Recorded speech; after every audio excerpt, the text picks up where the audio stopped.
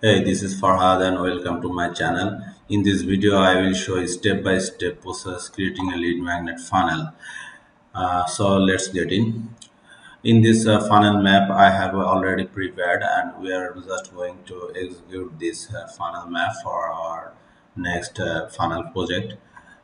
So I already find out a perfect funnel for these types of funnel. Uh, this is actually lead magnet funnel. So once a visitor land on landing page, they get a option to register like this. And after register, their information will be updated in opportunity field in our GoHighLevel system. And we can see there is opportunity level, opportunity pipeline, there is new lead and upsell offer.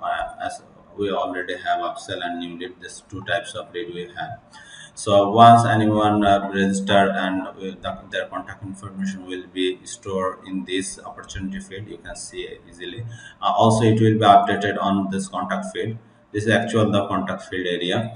So after updating this section, a new sequence will run with 5 emails. I have said you can update more or less whatever you like, and then we will try to sell our next product. So some of them will buy, some of will not buy. So they will be listed in a cart abandoned tag, and a new sequence will run for those people who did not complete the checkout.